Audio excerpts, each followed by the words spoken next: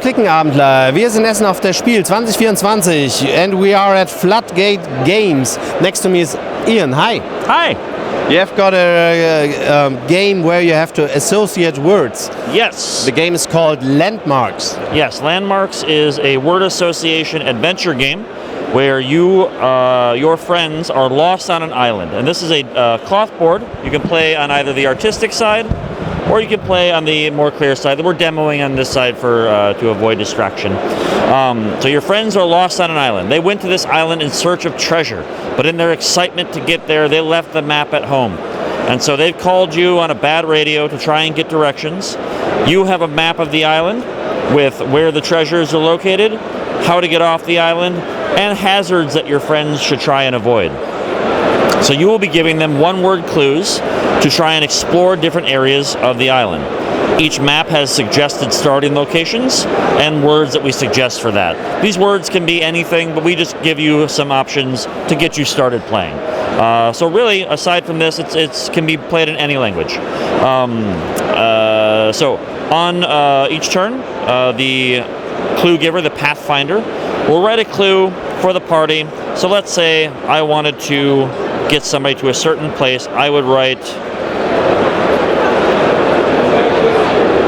a clue like a manifest, which in English is can be a bill or a list or an invoice, and very often it categorizes cargo.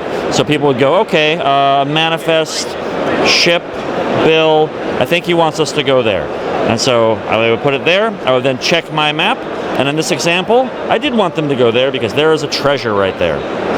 So I would mark it off. They found a treasure. Good for them. Now, if for whatever reason I gave a bad clue, like, I don't know, we'll say sing, like singing a song, and they go, I don't know, sings a prison, a castle, they put it there, they would hit a trap, a hazard. That's not good because they lose one of their possible tiles here. And these tiles are important because they represent how much water the team has left. If they run out of water, that's not good for them. So I can lead them to a water space to refill and keep playing the game. Ultimately, we hope to find as many treasures as we can and then find the exit space for this island, in which case we win and we see what our score is. Now there's a few other spaces on here. The skulls are bad. Those are island curses. If you find one of those, you're cursed to remain on the island and the game is over. Almost. If you find a protective amulet, that protects you against one curse. But if you find another curse, then the game is over. So that's Landmarks. That's the cooperative mode. There is a beginner difficulty. There is an intermediate difficulty, which has more treasures to find, more hazards to avoid.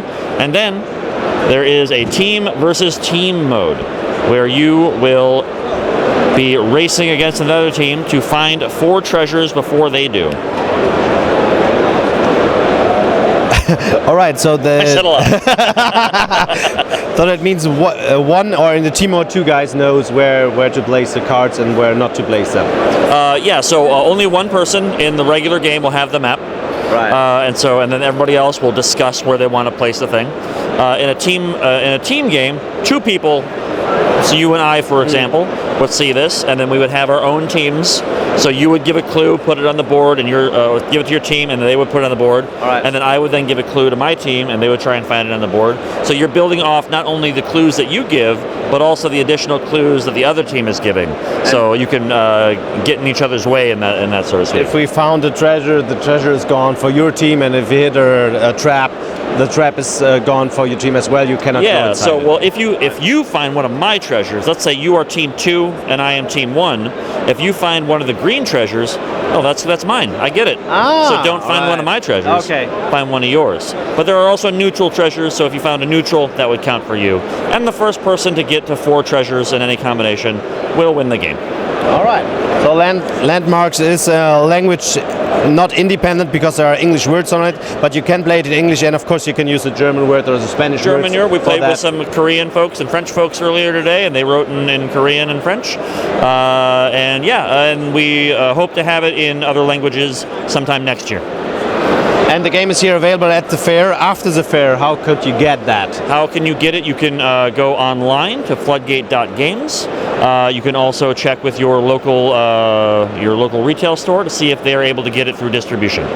And Floodgate.games is from which country? We are located in the United States In the United States of America. I see that. Yes.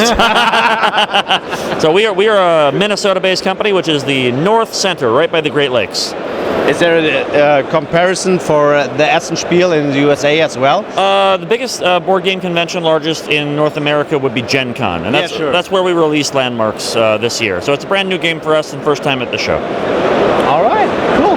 Yeah. So thanks for your time. Thank you so much for stopping by. Thanks for the explanation, and see you perhaps then next year. Yeah, hopefully so. All right, Bye. bye.